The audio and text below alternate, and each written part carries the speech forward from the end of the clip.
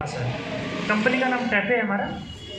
मैसी बेचने का licence India और इस तरह के 150 देशों में टैफे के पास है। ये बताना इसलिए ज़रूरी है कि जब किसान ट्रैक्टर लेता है तो ट्रैक्टर लेना तो आसान है, लेकिन पीछे से जो सर्विस देना, उसके पास बैकअप होना चाहिए, वो एक कंपनी कर सकती है।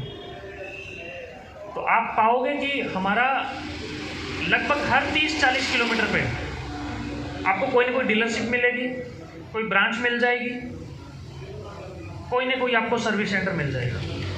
पूरे ऑल इंडिया में 1000 डीलरशिप हमारी और सर्विस पॉइंट्स हैं, वो अलग है सारे। और मार्केट्स में भी कुछ मिस्त्री तो ऐसे बैठे हैं जो सदियों से बैठे हैं, मिस्त्री जो हमसे भी नहीं जुड़े हुए, ऐसे बैठे हैं। पास या आपके पड़ोसी पास 40 हॉर्स पावर ट्रैक्टर भी होगा, वो 4 सिलेंडर होगा, है ना, ज़्यादातर कंपनियों के।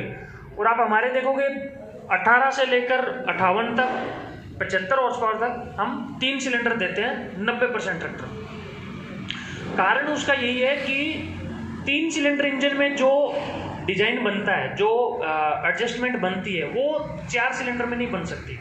क्योंकि 4 में क्या होगा, पहला सिलेंडर जाता है पिस्टन, फिर चौथा, फिर तीसरा, फिर दूसरा, तो वाइब्रेशन ज़्यादा होती है।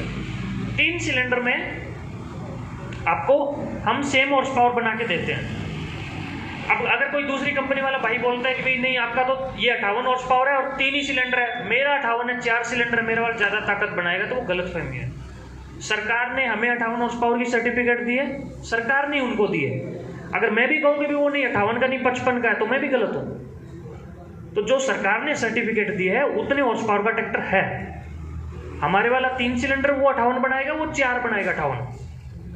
फर्क कहाँ पड़ता है कि उसमें जहाँ से पिस्टन चालू होता है, स्टार्ट होता है ऊपर से लेकर नीचे तक, टॉप पोजीशन से नीचे तक, तो ये लंबाई जो है मैसी में ज़्यादा होती है, उसमें आप देखोगे कम होती है इंजन की ऊंचाई। तो उसमें क्या होता है, इंजन की चौड़ाई ज़्यादा होती है। कभी भी देखना आप 4 सिलेंडर का। इससे फ़र्क क्या पड़ता है कि जहाँ से डीजल चलता है और उसको जितना लंबा एरिया मिलेगा विस्फोट होने को, वो, और यही कारण है कि आप मैसी के बराबर दूसरा ट्रैक्टर चलाओगे ना, आपको मैसी में काला धुआं कम दिखाई देगा।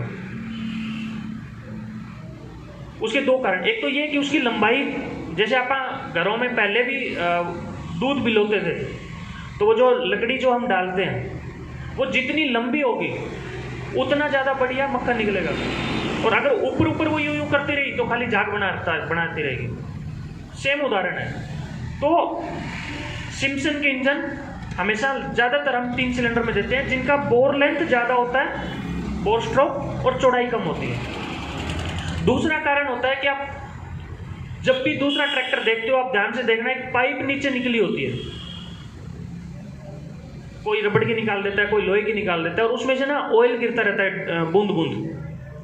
तो फर्क तो नहीं पड़ता किसान को, लेकिन वो 12-6 महीने में आपके 1-2 लीटर तो मोबिल निकाल ही देता होगा। मैसी का इंजन हमेशा CLB सिस्टम होता है, क्लोज्ड लूप ब्रीथिंग, यानी एक बार डीजल जलने के बाद भी धुआं वापस सर्कुलेशन में जाता है और फिर हम साइलेंसर से निकालते हैं। 2 बार यूज होता है, क्योंकि जो काला धुआं होता है ना, वो डीजल ही होता है। जब तक वो आपको दिखे ही ना धुआं, तब तक आपका पूरा डीजल नहीं जल रहा।